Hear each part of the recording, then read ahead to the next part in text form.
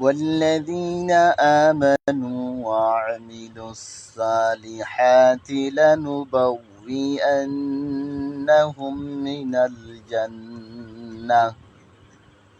من الجنة غرفا تجري من تحتها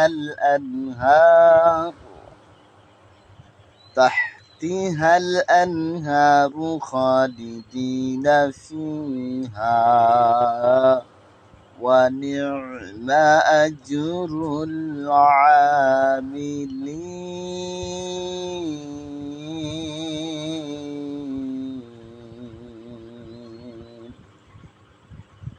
আল্লাহ পাক রব্বুল আলামিন বলেন, ওয়াল্লাযীনা আমানু ওয়া আমিলুস সালিহাত,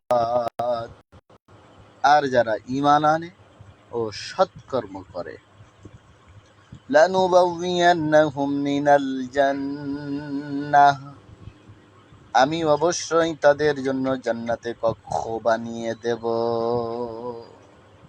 গুরাফান তাজরি মিন তাহতিহাল আনহারু খালিদিনা ফিহা, যার তলদেশ দিয়ে নদী সমূহ প্রবাহিত হবে, খালিদিনা ফিহা, সেখানে তারা স্থায়ী হবে, চিরস্থায়ী থাকবে, ওয়া নি'মা আজরুল আমিলিন, কতই না উত্তম আমলকারীদের প্রতিদান। সম্মানিত ভিউয়ার্স, সম্মানিত দ্বীনী ভাই ও বোনেরা, আল্লাহ পাক রব্বুল আলামিন এখানে জান্নাত দেওয়ার জন্য শর্ত দিয়েছেন। 1 নম্বর শর্ত, ওয়াল্লাযীনা আমানু, যারা ঈমান আনে। 2 নম্বর শর্ত, ঈমান এনে শুধু ক্ষান্ত হয় না, ওয়া আমিলুস সালিহাত, যারা নেক কাজ করে, আমলে সালেহ করে, আল্লাহ তাআলার আদেশ নিষেধ মেনে চলে, রাসূল সাল্লাল্লাহু আলাইহি ওয়াসাল্লামের আনুগত্য করে। আল্লাহ তাআলা বলছেন, যারা ঈমান আনবে, আমলে সালেহ করবে, লানুবাউইয়ান্নাহুম মিনাল জান্নাহ, আমি তাদের জন্য আমি জান্নাতে ঘর বানিয়ে দেব।